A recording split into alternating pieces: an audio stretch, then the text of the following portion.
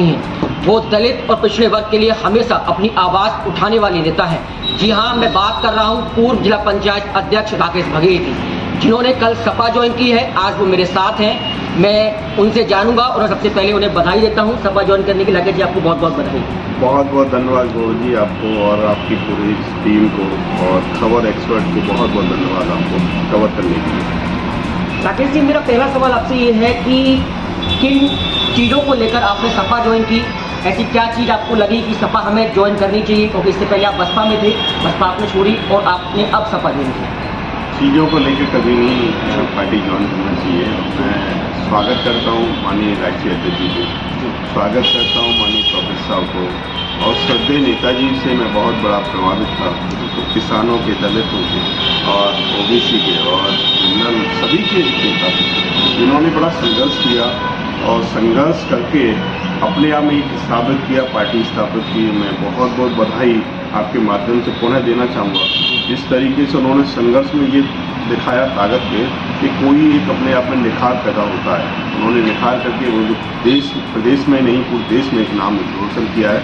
इसलिए उनसे मैंने बहुत कुछ सीखा, श्रद्धेय नेताजी से, और उनके आज उनके पद चिन्हों पर चलने वाले हमारे राष्ट्रीय अध्यक्ष जी हैं।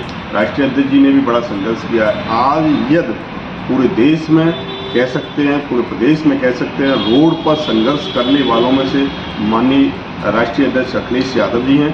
उनके उन सोच को देखते हुए, उनके काम को देखते हुए वो हर वर्ग के साथ है।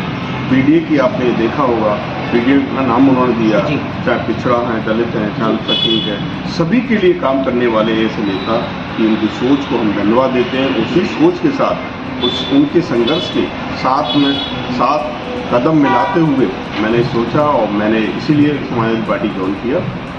धन्यवाद। समाजवादी पार्टी आप ज्वाइन करने के बाद आपकी आगे की कार्यशैली क्या रहेगी? किस तरीके से आप समाजवादी पार्टी को आगरा के अंदर या और जगह आपको पसंद है? इसको मैं आपके चैनल के माध्यम से बताना चाहता हूँ, चाहे आगरा हो, चाहे हाथरस हो, चाहे अलीगढ़ हो, चाहे बराबर में फिरोजाबाद हो, चाहे बराबर में मैनपुरी हो, चाहे इटावा हो, अन्य पूरे 75 जिलों की मैं बात करता हूँ। पाल, बघेल, धनगर समाज के लोग काफ़ी बहुतायत में हैं, पर लेकिन पार्टी के नेता के नाते मैं बात करना चाह रहा हूँ। मेरी पार्टी के जो नेता हैं, जो पीडीए की बात कर रहे हैं, निश्चित ही उसी मिशन में साथ एक एक कदम पर साथ देते हुए उनके साथ मैं काम करूँगा और संगठन में काम करके पार्टी को मजबूती दूंगा। निश्चित ही यदि पार्टी और पार्टी संगठन का जो निर्णय होता है मुझे सर्वोपरि रहेगा। लोकसभा चुनाव नजदीक, राज्यसभा की भी वोटिंग हो रही है। अभी मैंने थोड़ी देर पहले ही एक न्यूज़ देखी थी कि मनोज पांडे जी हैं, रायबरेली से ऊर्जाहार से विधायक हैं, उन्होंने इस्तीफा दे दिया सपा से। कई सारे ऐसे विधायक हैं जो सपा से इस्तीफा दे रहे हैं और ज्वाइन भी कर रहे हैं। तो ऐसा ये भगदड़ क्यों मच रही है सपा पार्टी को? देखो, ये चुनाव चाहे विधानसभा का चुनाव हो, चाहे लोकसभा का चुनाव हो, आना जाना बना रहता है। अब बात करें तो समाजवादी पार्टी की, तो मैं भारतीय जनता पार्टी का पूर्व जिला पंचायत अध्यक्ष, मैं बसपा का विधानसभा का चुनाव रहा, आना जाना मैंने समाजवादी पार्टी अभी ज्वाइन किया है। तो ऐसा नहीं है, चुनाव जैसे ही आते हैं, जिसकी क्या सोच रहती है, पार्टी के प्रति कितनी सच्चाई के साथ लगन रहती है, वो आना जाना लोकसभा में, विधानसभा में बना रहता है। ऐसा कोई बात नहीं है। पर निश्चित ही मेरी पार्टी, समाजवादी पार्टी मजबूती के साथ खड़ी है और आने वाले समय में ये दिखा देगी कि समाजवादी पार्टी एक अपने आप में वर्चस्व रखती है और 2024 में हम लोग और जीतेंगे, निश्चित ही जीतेंगे। एक बड़ा सूत्रों के हवाले से खबर भी मेरे पास ये आ रही है कि एक बड़े मंत्री के सामने आप शायद चेहरा हो सकते हैं चुनाव के लिए, लोकसभा चुनाव के लिए। कितना सही मानते हैं आप, क्या कहना चाहेंगे? आपको धन्यवाद जी। यदि मेरे राष्ट्रीय अध्यक्ष जी ने मुझे आदेश दिया, संगठन ने आदेश दिया, तो ऐसा भी हो सकता है। पर लेकिन आपको बताना चाहता हूँ, माननीय राष्ट्रीय अध्यक्ष जी का जो निर्णय होगा वो मेरे लिए सबसे पहले सर्वोपरि होगा। धन्यवाद। अभी कल विधायक दल की जो बैठक थी राज्यसभा चुनाव के लिए, आप वहाँ पर पहुँचे, मिले हैं, क्या कोई बड़ी जिम्मेदारी आपको दी गई है आगे के लिए? मैंने अभी बताया ना कि वो कल विधायक दल की बैठक थी, सभी विधायक मौजूद थे।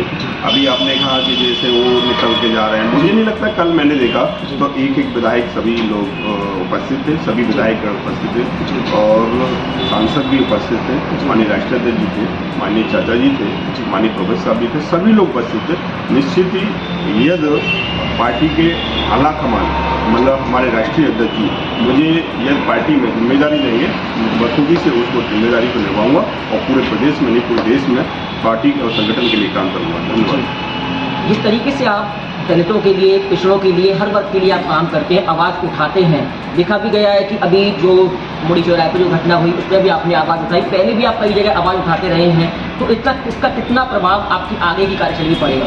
मैं गौरव जी बताना चाहता हूँ, जिस तरीके से मेरे कार्य करने की जो एक्टिविटी है, मैं पिछली पार्टी में मुझे हो सकता है मैं लोग देख पाए होंगे, पर लेकिन मुझे लगता है समाजवादी पार्टी एक संघर्षशील पार्टी है और ये हर वर्ग के लिए खड़ी है। चाहे मैं दलित की बात करूँ, चाहे ओबीसी की बात करूँ, चाहे एसटी की बात करूँ, चाहे जनरल की बात करूँ, हर वर्ग के लिए खड़ी है।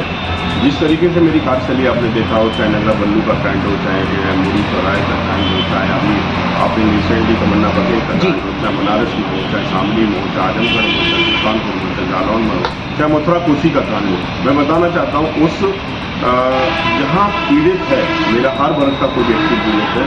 अपराधी कोई जाति का नहीं होता, अपराधी किसी भी जाति का नहीं होता, इसलिए मैं जहाँ वर्ग मेरा पीड़ित है मुझे दिखाई देता है वहाँ आवाज़ उठाना चाहिए। मैं निश्चित ही इस आवाज़ को बुलंद करता हूँ और पीड़ित के साथ खड़ा रहता हूँ।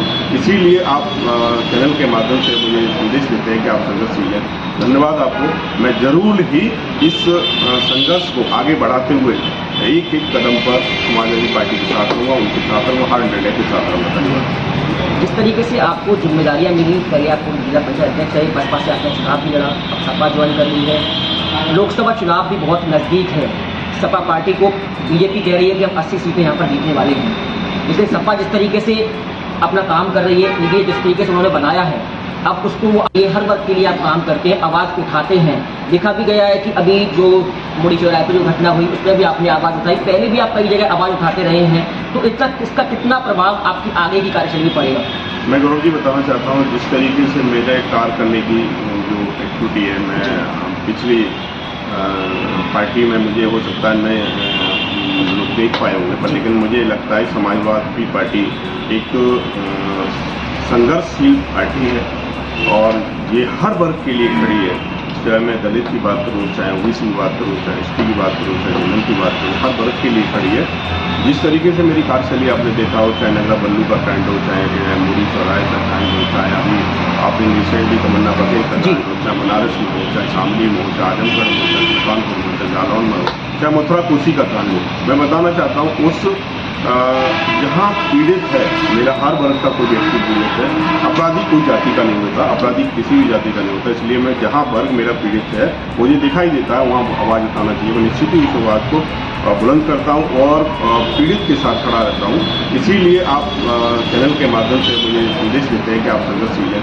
धन्यवाद आपको। मैं जरूर ही इस संघर्ष को आगे बढ़ाते हुए एक एक कदम पर समाजवादी पार्टी के साथ रहूँगा, उनके साथ रहूँगा, हर निर्णय के साथ रहूँगा। धन्यवाद। जिस तरीके से आपको जिम्मेदारियां मिली, पहले आपको जिला पंचायत अध्यक्ष है, बसपा से आपने चुनाव भी लड़ा, अब सपा ज्वाइन कर ली है, लोकसभा चुनाव भी बहुत नज़दीक है, सपा पार्टी को बीजेपी कह रही है कि हम 80 सीटें यहाँ पर जीतने वाले हैं, लेकिन सपा जिस तरीके से अपना काम कर रही है, ये जिस तरीके से उन्होंने बनाया है, अब उसको वो आगे लेकर चल रही है, उसको कितना मानते हैं आपकी सपा इस बार फाइट बैक करेगी बीजेपी के साथ? मैं आपके चैनल के माध्यम से बताना चाहता हूँ, हर परिवार के लोग, हर परिवार का मुखिया यही चाहता है कि मेरे परिवार के व्यक्ति संपन्न हो और निश्चित ही 100% सफल हो। इसीलिए पार्टी के लोग भी अन्य लोग कहते हैं कि 100 में 80 में 80 होगा, अगर वहाँ 100% हो गया, पर लेकिन उनको इस बात क्योंकि ये बता देगा कि 80 में 80 कैसे आती हैं, पहले भी नहीं कभी 80 आई, और लेकिन इस बार एक कांग्रेस के साथ राष्ट्रीय पार्टी के साथ गठबंधन है और राष्ट्रीय अध्यक्ष जी जो निर्णय लेने जा रहे हैं वो साथ, मैं बोला ना कि एक वर्ग के हर वर्ग के साथ माननीय राष्ट्रीय अध्यक्ष जी खड़े रहते हैं, उनका संघर्ष खड़ा रहता है। इसलिए हम बता देंगे कि हम 80 पे आते हैं कि वो 80 पे आते हैं। धन्यवाद। दो पार्टियों की बात करूँ मैं, लोकसभा चुनाव नज़दीक है, भाजपा और इंडिया गठबंधन जो बना है, इंडिया गठबंधन यहाँ पर सीट शेयरिंग की बात करूँ तो सीट शेयरिंग भी यहाँ पर हो चुकी है एक तरीके से। यूपी की अगर बात करें समाजवादी पार्टी की, वो भी हो चुकी है। तो आप दोनों में से कितने दोनों को मानते हैं कि इस बार लोकसभा चुनाव में कौन विजयी होगा? मैं तो बोलना चाहूँगा यही कि देखो समय बहुत नज़दीक है और आपके चैनल के माध्यम से संदेश भी देना चाहूँगा, गरीब मजदूर किसान कि जो पार्टी है वो समाजवादी पार्टी है। हम सबको साथ मिलकर समाजवादी पार्टी का साथ देना चाहिए। वो व्यक्ति रोड पर जो दिन रात 24 घंटे आप संघर्ष करने वाला व्यक्ति है, वो संघर्ष कर रहा है, ऐसे व्यक्ति को आगे बढ़ाया जाना चाहिए। लेकिन मुझे उम्मीद है पूरी तरह से हम लोग लोकसभा में भी सफल होंगे। आने वाले 2027 से मैं आज से ही ऐलान करता हूँ, आने वाले 2027 के लिए भी पूरी पार्टी एकजुट होकर संघर्ष कर रही है और माननीय राष्ट्रीय अध्यक्ष जी को पुनः 2027 में एक बार मुख्यमंत्री बनाने का हम सब लोग काम करेंगे। धन्यवाद। एक और बड़ी बात मैं कहना चाहूँगा, अभी कुछ खबरें ये भी आ रही थी कि सपा के जो अभी कल मीटिंग हुई है उसमें 5 से 6 विधायक नजरअंदाज मिले हैं कि पहुँचे नहीं हैं या कुछ भी कह लीजिए। वो एक बड़ी खबर अभी राज्यसभा में जो वोटिंग चल रही है उस पर एक बड़ा प्रभाव डालेगी। मैंने कल बताया ना आपको कि मैं जब राष्ट्रीय कार्यालय पर था और राष्ट्रीय अध्यक्ष जी भी थे, प्रोफेसर साहब जी थे, माननीय चाचा जी भी थे, मुझे नहीं लगता मैंने विधायक जी की हर विधायक से मैंने संपर्क किया। एक विधायक मेरे उपस्थित थे वहाँ पर, पार्टी के उपस्थित थे। मुझे नहीं लगता, अभी वोटिंग हो रही है तो शुरू लगभग कितना समय शुरू हो गया होगा, स्टार्ट हो गया होगा। लेकिन जिस तरीके से आप जो कह रहे हैं, पता नहीं कहाँ से खबर आपके द्वारा मिल जाती है, लेकिन मुझे नहीं लगता हमारा एक भी विधायक कोई क्रॉस कर रहा है, हमारे साथ है और पीडीए के साथ है। धन्यवाद। अपने कार्यकर्ता जो आपके हैं, अब उनके लिए आप क्या संदेश देना चाहेंगे? लोकसभा चुनाव के नज़दीक है, इसके लिए क्या रणनीति है?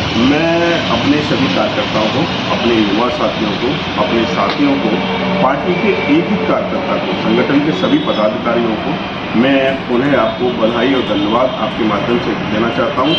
और सबसे यही निवेदन करूँगा कि जिस तरीके से माननीय राष्ट्रीय अध्यक्ष जी संघर्ष कर रहे हैं, हमारी पार्टी संघर्ष करेगी, हम लोग संघर्ष करेंगे, माननीय राष्ट्रीय अध्यक्ष जी का हाथ मजबूत करेंगे, सब मिलकर करेंगे। बहुत बहुत धन्यवाद। ये थी मेरे साथ पूर्व जिला पंचायत अध्यक्ष राकेश बघेल जी, जिन्होंने सपा ज्वाइन की है। मैंने एक बार उन्हें फिर बधाई देता हूँ कि उन्होंने सपा ज्वाइन की है। खबर एक्सपर्ट चैनल को देखते रहिए, सब्सक्राइब करिए, लाइक करिए और कमेंट करें। मेरे सहयोग के साथ लाइव